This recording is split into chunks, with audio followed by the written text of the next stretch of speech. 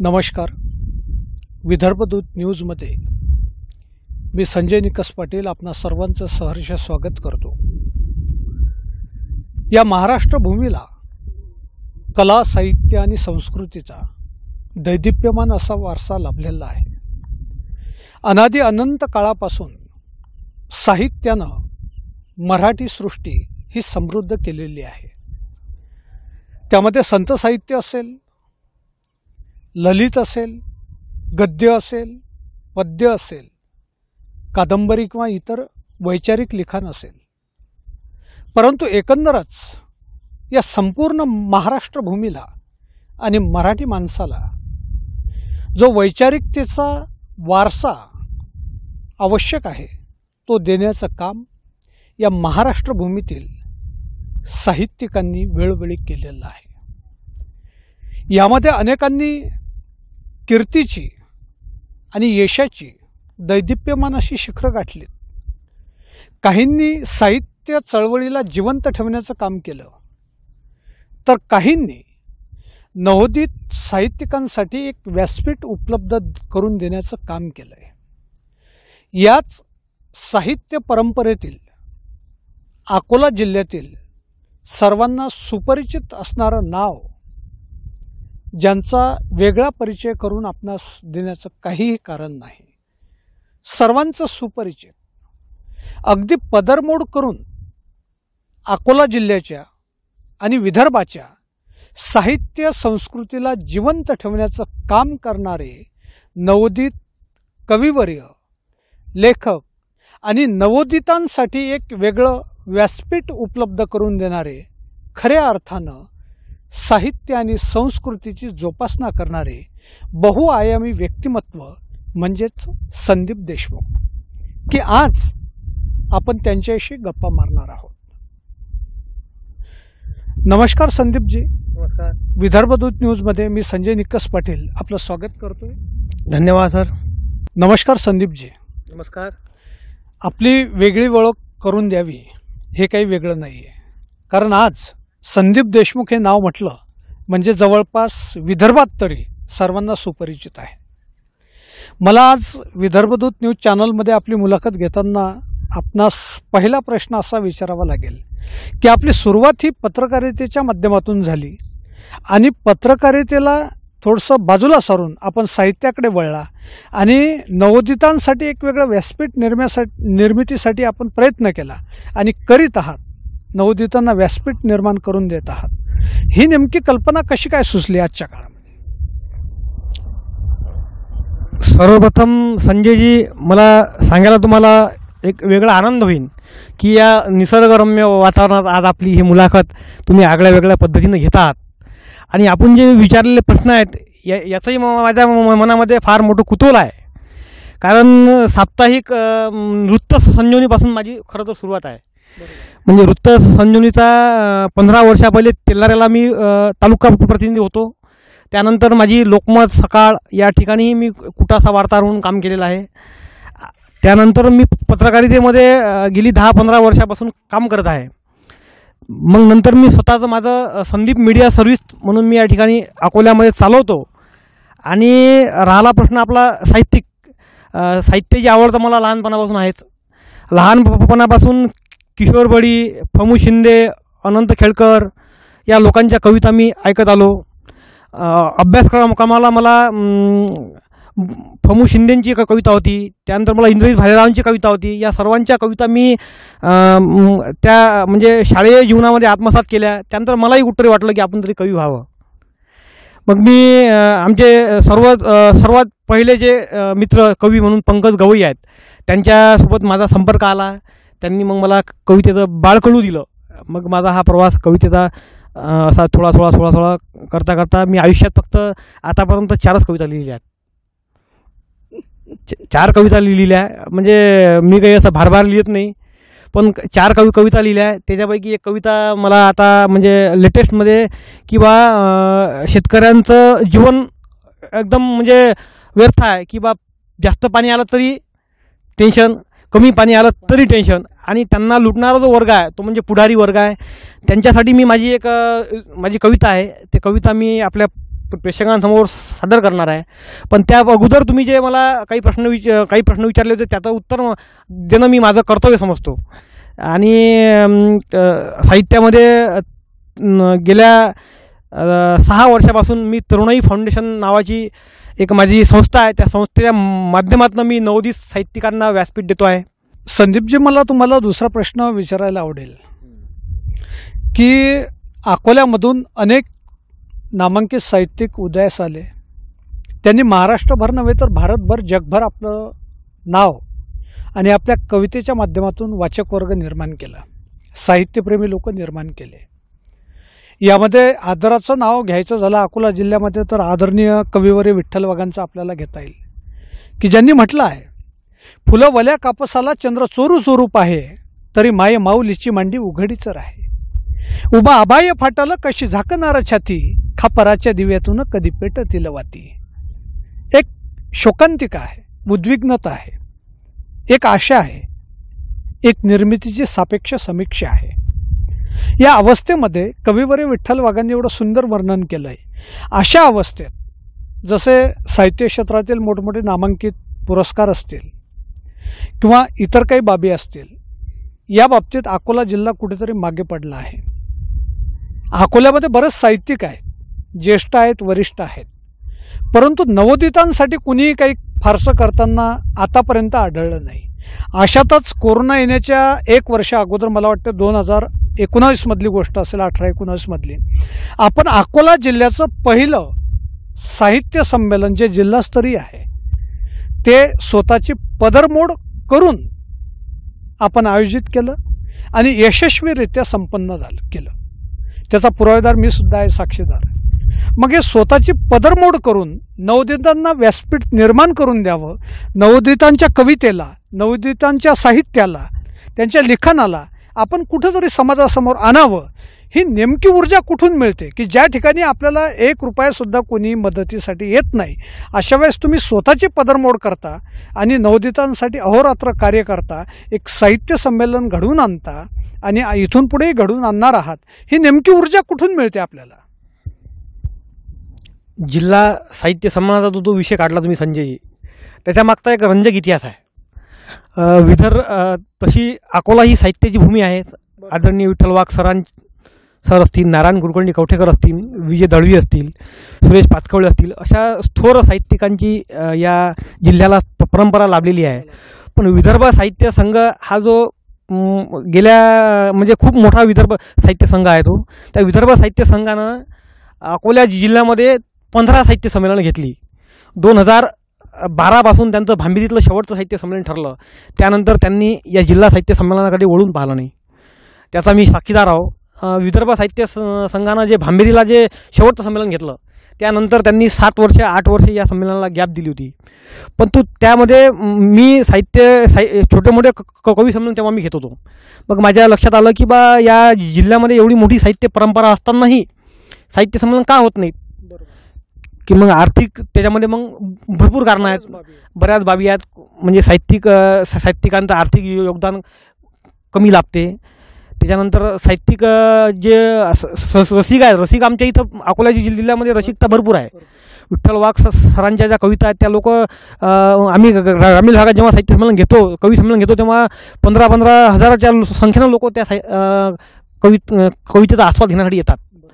परंतु या जिल्ह्याच्या नवीन साहित्यिकांना कुठेतरी व्यासपीठ भेटलं पाहिजे म्हणून ती संकल्पना माझ्या डोक्यामध्ये त्यावेळेस काही आमचे मित्र आहेत, कविवर्याचे काही जे मित्र आहेत, त्यांनी ते संकल्पना सांगितली की बा असं एखादं साहित्य म्हणून होते का, होऊ शकते का. मग मी आमचं यंत्रणा कामाला लागली. मग मी विचार केला, म्हटलं बा अकोला जिल्ह्यातल्या साहित्यिकांना याचं अध्यक्षपद द्यावं आणि जे काही सहकार्य करतील त्यांना स्वागताध्यक्ष, उद्घाटक वगैरे आपण असं ठरलं. आणि मग मी अकोला जिल्ह्यातलं पहिलं तरुणाई फाउंडेशन या संस्थेच्या माध्यमातून पहिलं साहित्य संमेलन, जिल्हा साहित्य संमेलन शिवाजी महाराजांच्या हॉलमध्ये घेतलं. आणि त्याच्या पहिल्या संमेलनाचा जे अध्यक्षपदाचा जो मान आहे तो आम्ही ज्येष्ठ साहित्यिक, अकोला जिल्ह्यातले जे ज्येष्ठ साहित्यिक आहेत की जे विठ्ठल वाघांचे जावई आहेत, बाबूरावजी झटाले यांना दिलं. आणि त्यापासून ही परंपरा फक्त या कोरोनामुळे त्याचा खंड पडला होता. दुसरंही साहित्य संमेलन आमचं आयोजित आहे. अशी आता आम्ही जतपर्यंत या साहित्य क्षेत्रामध्ये मी आहे, किंवा दत्तपंत माझ्या जीवात जीव आहे. दत्तपंत हे जिल्हा साहित्य संमेलनाची जी आम्ही परंपरा आहे, ही पैसे असो नसो आम्ही ही चालू ठेवणार आहोत. कोणा साहित्यामध्ये कोणा सहकार्य केलं, सहकार्य सर्वजण करतात, पण जे आर्थिक आहे, तुम्ही जे बोलले की पदरमोड, आता माझी परिस्थिती अशी आहे की मी सर्वांना, जे आपले प्रेक्षक आहेत, जे ऐकणारे असतील, त्यांनाही माहीत आहे की माझी परिस्थिती काय आहे, की मी काही लेक्चरर नाही, मी प्राध्यापक नाही, किंवा मी नोकरीवर नाही. मी एक सामान्य कुटुंबातला माणूस आहे. मजुरी किंवा मार्केटिंग करून माझं जीवन, माझं हे घर चालवतो. पण यातलाही काही पैसा मी मागं टाकून या साहित्य संमेलनाच्या सेवेसाठी लावतो. संदीपजी, मला असं म्हणावं असं वाटते, सांग कवितेच्या ओळी द्यावे का तुझ्यासाठी पंचप्राण, हेच तुम्ही आतापर्यंत बोललात. तर मला आणखी विदर्भदूत न्यूजच्या प्रेक्षकांसाठी तुम्हाला जे वेळोवेळी मला कमेंट्स करून तुमच्या बाबतीत विचारतात की हे संदीप देशमुख नावाचा अकोला जिल्ह्यातील रसायन काय आहे, वेळोवेळी त्यांना मेसेज पोहोचतात तुमचे की तरुणाई फाउंडेशनचे विदर्भातल्या नामांकित पुरस्कारांसाठी प्रस्ताव, त्यामध्ये बरीच गर्दी होती पुरस्कारांसाठी तुमच्याकडं. म्हणजे एखादा पुरस्कार द्यायचा, त्यासाठी जवळपास शेकडो तुमच्याकडे प्रस्ताव आलेले असतात. अशा वेळेस मला लोक विचारतात, 3-4 जिल्ह्यातले आपले जेवढे परिचित आहेत, की संदीप देशमुख रसायन काय. मी त्यांना सांगतो की माणूस सायकलवर चालणारा आहे, स्वार्थभाव कधी या माणसाच्या अंगाला चिटकला नाही, आणि साहित्य सेवा ही सांग कवितेच्या ओळी द्यावे का तुझ्यासाठी पंचप्राण, या ब्रीद वाक्यानं चालणारे व्यक्ती आहेत. तर मी तुम्हाला पुढचा प्रश्न असा विचारेल की आतापर्यंतच्या तुमच्या साहित्य लिखाणामध्ये नवोदितांना वेगवेगळी सहकार्य करताना, त्यांना प्रेरणा देताना अशी एखादी कोणती कविता आहे की जिला खरंच रसिकांनी, साहित्यप्रेमींनी डोक्यावर घेतलं, ती जर विदर्भदूतच्या मंडळींसाठी ऐकवली तर मला फार फार आनंद होईल. साहित्यिकांची, कवींची मुलाखत आणि कविता झाली नाही असं कधी होत नाही. आणि विदर्भ दूतच्या रसिकांसाठी, प्रेक्षकांसाठी, आणि विदर्भ दूतचं मी मनापासून कौतुक याच्यासाठी करतो की बा हे चॅनल आणि विदर्भ दूत हे साप्ताहिक, हे रंजल्या गांजऱ्यांसाठी आहे. याच्यामध्ये कोणताही असा दुजाभाव नाही आहे. नाही तर आजची मीडिया तुम्ही पाहिलेली आहे, न सांगलेलं बरं. परंतु तुम्ही जो मगाशी तो पुरस्काराचा प्रश्न विचारला, कवितेवर मी येणार आहे, पण पुरस्काराचा प्रश्न विचारला, हा प्रश्न माझ्या मनातला प्रश्न आहे, हा माझ्या जिव्हाळ्याचा प्रश्न आहे. तरुणाई फाउंडेशननं 2007 पासून युवाभूषण पुरस्काराची संकल्पना प्रत्यक्षात आणली. पुरस्कार वाटपाच्या कार्यक्रमावर सर्वात जास्त टीका होतात, आणि जे लोक टीका कोण करते, ज्यांना हा पुरस्कार भेटत नाही, ते लोक टीका करतात. नाही, आपल्या पुरस्कारामध्ये टीका होत नाही. कारण मला विचारणारे लोक असे बरेच आहेत की संदीप देशमुख आणि यांची तरुणाई फाउंडेशनचा आम्हाला मेसेज मिळाला, किंवा जे व्हॉट्सअपवर तुमची मित्रमंडळी शेअर करत असतील, ते विचारतात की तरुणाई फाउंडेशनचं असं पाहिलं, असं. मी त्यांना सांगतो की नाही, तुम्ही प्रस्ताव टाका.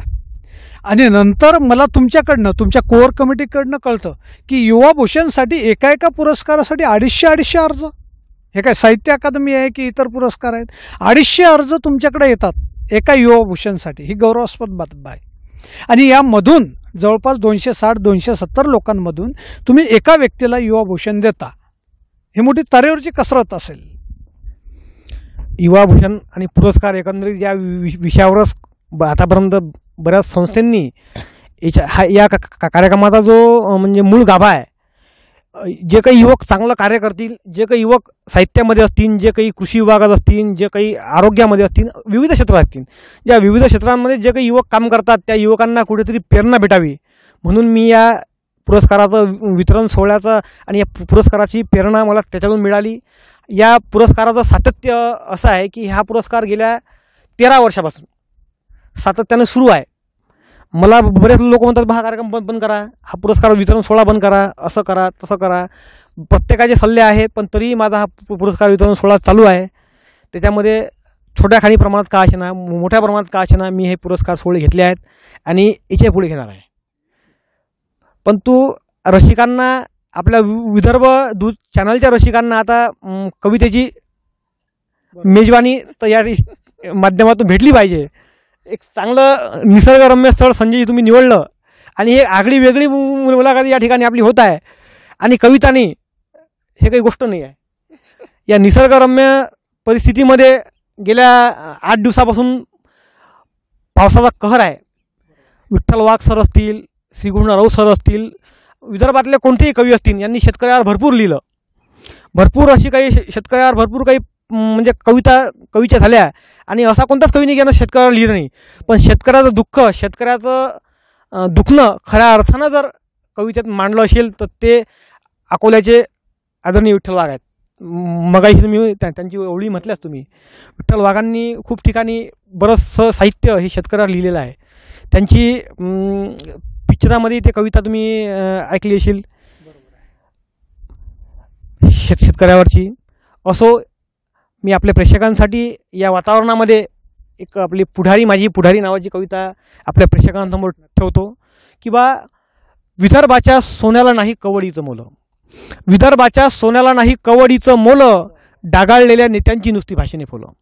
विदर्भाच्या सोन्याला नाही कवडीचं मोल, डागाळलेल्या नेत्यांची नुसती भाषणे फोलं. कापसाच्या प्रश्नावरी विधानसभेत चर्चा, कापसाच्या प्रश्नावरी विधानसभेत चर्चा, तुमच्याच भल्यासाठी तुम्हीच काढता मोर्चा.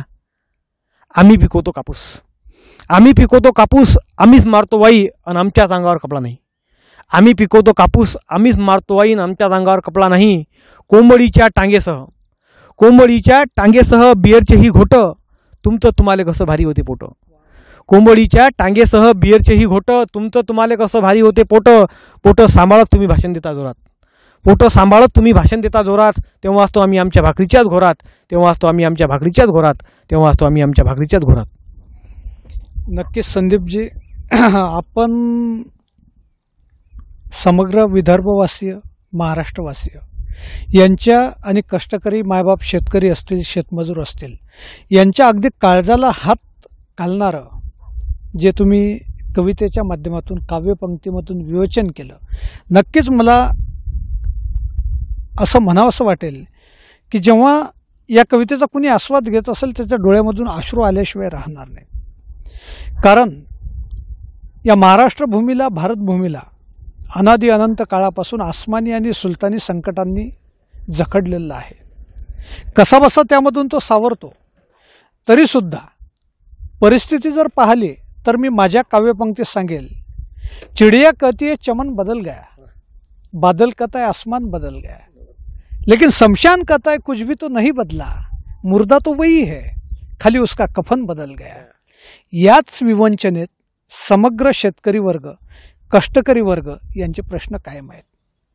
सरकारे येतील, सरकारे जातील, स्थित्यंतर होतील, दलबदलूपणा होईल, राजदरबार बदलेल, राजपाट बदलेल, परंतु तरीसुद्धा ज्या मायबाप कष्टकऱ्यांचा आणि शेतकऱ्यांचा प्रश्न आहे तो त्या अगदी मुडद्यासारखा कफन बदलून तयार राहील.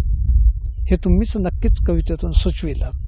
तर मला संदीपजी तुम्हाला आणखी दुसरा प्रश्न असा विचारावा वाटेल की आज रोजी जे साहित्य लिखाण होतं हे कवितेच्या विश्वात निर्माण होणारं आणि काव्यपंक्तीमध्ये राहणारं हे लिखाण जास्त होताना दिसत आहे. वास्तविकता जसं आदरणीय बहिणाबाईजी चौधरी किंवा मनोहर असतील किंवा इतर जुने कविवर्य असतील, ज्या काव्याला वास्तविकतेचा टच असायला हवा, वास्तविकतेचा स्पर्श असायला हवा, असं काव्य होताना दिसत नाही. याबद्दल तुम्ही काय सांगाल? नाही सर, वास्तविकता आणि साहित्यामध्ये हा खूप जुना इतिहास आहे. ज्ञानेश्वर वाकुळकर असतील, नारायण सुमन असतील, विठ्ठल वाघ असतील, त्याच्यानंतर विदर्भातले असे बरेच कवी, ग्रेस असतील, या कवींनी हृदयाला टच करणाऱ्या कविता लिहिलेल्या आहेत. उदाहरणार्थ म्हणजे किंवा एवढ्या जबरदस्त यांच्या शेतकऱ्याविषयी आणि समाजाविषयी एवढ्या जबरदस्त अशा रचना आहेत. वाकुळकरांच्या रचना तर म्हणजे माझ्या सर्वात जे आवडीचे कवी आहेत ते वाकुळकर, की बा जेथे असू तेथे असू आम्ही सदा जेथे असू. भिरभिरणारी नजर, त्यांनी प्रेमावर तुफान छान लिहिला की भिरभिरणारी नजर थरथरणारे ओठ, भिरभिरणारी नजर थरथरणारे ओठ, नजरा नजर होताना माती उखरणारे बोट, जिच्या घामालाही अत्तराचा वास असते, जिच्या घामालाही अत्तराचा वास असते, खरंच सांग दोस्ता, प्रेम ह्याहून दुसरं काय असते.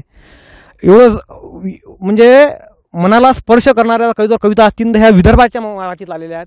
ह्या विदर्भाच्या म्हणजे चंद्रशेखर गोखले असोत की संदीप कुलकर्णी असोत की त्यांना गाणारे सलील कुलकर्णी असोत, ही सर्व किशोर आता हल्ली सगळ्यात चांगला आणि सगळ्यात लेटेस्ट लिहिणारा जर कवी असतील तर किशोर बळी आहेत. आपण उदाहरण घेतलंच की मनापासून सांगू तू किती ग्रेट आहेस, मनापासून सांगू तू किती ग्रेट आहेस, देवाने दिलेली सप्रेम भेट आहेस. ह्या ओळी किशोर बळींच्या आहेत. सुई फोळते हंबरडा हुनका दोऱ्याच्याही मनी, सुई फोळते हंबरडा हुनका दोऱ्याच्याही मनी, ज्याच्या अंगावर चिंध्या तोच कपाशीचा धनी, असं लिहिणारे अनंत खेळकर याच मातीतले आहेत. अकोला जिल्ह्याला म्हणा, विदर्भाला म्हणा, ही कवींची खाण आहे. अरविंदजी भोंडे असोत स्वर्गीय, आता आपल्यातून गेले, त्यांच्याही फार दमदार रचना आहेत. हिम्मत ढाळे असोत, संजय कावरे असोत, त्याच्यानंतर दिनेश गावंडे असोत, अमित वाघ असोत, ही मंडळी आता सध्या हल्ली लिहिणारे गजानन छबिले, धीरज चावरे, ही जी मंडळी आहे ही मंडळी अतिशय ताकदीनं लिहिते आहे. आपण असं म्हणू शकत नाही सर की बा ही लिहित म्हणजे ही टलाट आणि मला मोल लावणारी मंडळी आहे, यमक जुळणारी ही मंडळी, ही खरं अंतःकरणातून लिहिणारी मंडळी आहे. आमच्या कवितादी राठोड असोत, विद्यार्थी बनाफर असोत, अलकाते बोर्डे असोत, ही सर्व जी मंडळी आहेत, आमची अंकुर साहित्य संघातली मंडळी असो किंवा मग विदर्भ अखिल भारतीय वराळी साहित्य मंचातली श्यामठाकपासून तर सर्व मंडळी असोत, कालांतर म्हणजे गेल्या 10 वर्षापासून कादंबरी लेखन करणारे पुष्कळ गावंडे असोत, ही सर्व मंडळी हार्ट टू हार्ट म्हणजे ही सर्व मंडळी समाजाचं दुःख त्यांच्या शब्दात मांडते. आणि आपण कोणीच म्हणू शकत नाही की बा ही मंडळी म्हणजे टलाट मलाम आणि समाजाचं परिवर्तन लिखाणातून होत नाही. हल्ली समाजाचं परिवर्तन लिखाणातून होत आहे आणि साहित्याला पूर्वीपेक्षा चांगले दिवस आहेत असं माझं मत आहे. तरीसुद्धा संदीपजी, विदर्भाला ही पांढऱ्या कापसाची पंढरी म्हटलं जातं. इथं पांढरं पिकवलं जातं, बरोबर आहे. आज अनेक जनसामान्यांच्या समस्या आहेत, अडचणी आहेत, पण आजही आता एक पत्रकार म्हणून, एक माध्यमांमधला व्यक्ती, आता आपणही त्यामधलेच आहात, तरीसुद्धा मी तुम्हाला विचारू शकतो की आजही एकंदर कवींची स्थिती पाहिली तर काढ सखे गळ्यातील तुझे चांदण्याचे हात, काढ सखे गळ्यातील तुझे चांदण्याचे हात, क्षितिजाच्या पलीकडे उभे दिवसाचे दूत. याच ओळीमध्ये काव्यक्षेत्र अडकून राहतंय असं कुठंतरी वाटतंय. याबद्दल आपण काय सांगाल? नाही, माझा म्हणजे तुमचा मुद्दा जो आहे तो मला मान्य आहे की बा कवींनी प्रेम कविता लिहाव्या, कवींनी शृंगारिक लिहावं, पण कवी हा सामाजिक भावनेनं झपाटलेला आणि तो काही म्हणजे प्रेम काव्य तो करते त्याचं ते वय असते. पण त्याच्यानंतरही विदर्भामध्ये, महाराष्ट्रामध्ये सामाजिक जाणीवानं कविता लिहिणारे खूप कवी आहेत. म्हणजे हे साहित्य महाराष्ट्राच्या भूमीला ही लाभलेली परंपरा आहे. ते विष्णू वामन शिरवाळ म्हणजे कुसुमाग्रजपासून असो किंवा आता विदर्भातले हल्ली जे कवी आहेत त्यांच्यापर्यंत असो किंवा म्हणजे असे भरपूर कवी आहेत की जे खरोखर ज्यांना सामाजिक दायित्व आहे, जे सामाजिक जाणीवेनं झपाटलेले आहेत आणि ते सामाजिक कविता लिहितात. हा तुमचा जे आक्षेप आहे हा मला खुळून काढतो मी की बा साहित्यिकांनी नुसत्या प्रेम कविता कराव्या या वर्गातला मी नाही आहे. तो केलाही पाहिजे, वास्तविकता मांडायला पाहिजे आणि काही कवी मांडतात. आता काही दिनेश गावंडे सारखे जे कवी आहेत ते सामाजिक म्हणजे सामाजिक त्यांच्या रचना आहेत सर्व ठिकाणी. म्हणजे प्रत्येक कवींनी प्रत्येक विषय हाताळलेला आहे किंवा तेच म्हणावे जिवे ते वादळातही टिकतात, तेच म्हणावे दिवे जे वादळातही टिकतात, अंधाराशी लढा देत जळत राहणं शिकतात. अशाही सामाजिक रचना लिहिणारी या ठिकाणी कवी आहेत. भरपूर असं लिखाण या ठिकाणी झालेलं आहे. नक्कीच संदीपजी, मला शेवटचा प्रश्न तुम्हाला असा विचारावा असं वाटेल. थोडासा प्रश्न नॅशनलाइज इश्यूचा आहे, पण मला एक गोष्टीची खंत आहे की मी सुद्धा अकोलावासी आहे की बुलढाण्यामध्ये साहित्य अकादमी मिळू शकतो आणि अकोल्यामध्ये नवरत्नांची खाण आहे, साहित्य रत्नांची खाण आहे, ज्यामध्ये महाराष्ट्रच नव्हे तर संपूर्ण जगात ज्यांच्या कविता डोक्यावर घेतल्या जातात असे आदरणीय कविवर्य विठ्ठल वाघ आहेत. परंतु अकोला जिल्ह्याच्या शिरपेचामध्ये अजूनसुद्धा साहित्य अकादमीसारखा जो साहित्याचा सर्वोच्च आणि प्रतिष्ठेचा पुरस्कार समजला जातो असा अकोला जिल्ह्याला आजपर्यंत प्राप्त झाला नाही. यामध्ये नेमकं काय आहे? थोडासा विवादाचा प्रश्न आहे, वादाचा प्रश्न आहे, पण एक कवी म्हणून आपण आपलं मत मांडावं. संजयजी, तुम्ही जो साहित्य म्हणजे साहित्य क्षेत्राचा सर्वोच्च जो पुरस्कार आहे तो म्हणजे साहित्य अकादमी हा पुरस्कार आहे. साहित्य अकादमीची जे रोख पुरस्काराची रक्कम आहे त्याची राशी 1 लाख रुपये आहे. आणि तो आतापर्यंत विदर्भामध्ये मला वाटतं सदानंद देशमुख यांच्या तहान बारोमास कादंबरीला भेटलेला आहे. बुलढाणा जिल्ह्यामध्ये अकोला आणि वाशिम एकत्र असताना नाच कांबळेंच्या राघव वेळ या कादंबरीला भेटलेला आहे. नाच कांबळे. त्याच्यानंतर तो पुरस्कार अकोल्याला पुन्हा भेटला नाही, कारण त्या प्रकारचं लिखाण अकोल्यामध्ये झालं नाही किंवा होऊ शकत नाही असं मी म्हणणार नाही, कारण ती माझी साहित्यिक भूमिका नाही.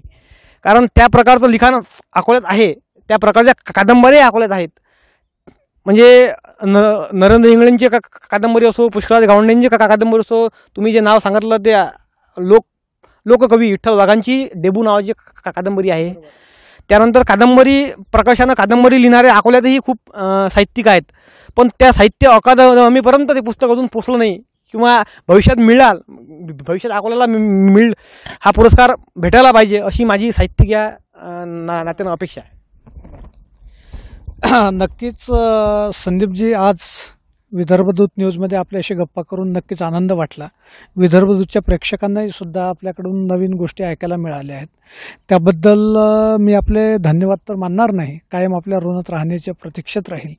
आणि नक्कीच मित्रांनो, आज आपण अकोला जिल्ह्यातील नवोदित साहित्यिकांसाठी अहोरात्र झटणारे व्यक्तिमत्व म्हणजे संदीप देशमुख, जे की वेळोवेळी साहित्यिकांना येणाऱ्या अडचणी असतील, समस्या असतील, त्यांच्यासाठी व्यासपीठ उपलब्ध करून देण्याचा प्रश्न असेल, प्रत्येक वेळेस स्वतःच्या आर्थिक असेल, सामाजिक असेल किंवा इतर कोणत्याही बाबतीत असेल, स्वतःची पदरमोड करून सदैव तत्पर असणारे व्यक्तिमत्व संदीप देशमुख यांना भेटलो आहोत. आपण त्यांचे विचार जाणून घेतलेत. नमस्कार संदीपजी, विदर्भदूतला वेळ दिल्याबद्दल धन्यवाद. नवनवीन बातम्या पाहण्यासाठी आजच विदर्भदूत न्यूज चॅनलला सबस्क्राईब करा आणि बेल आयकॉनला सुद्धा क्लिक करा.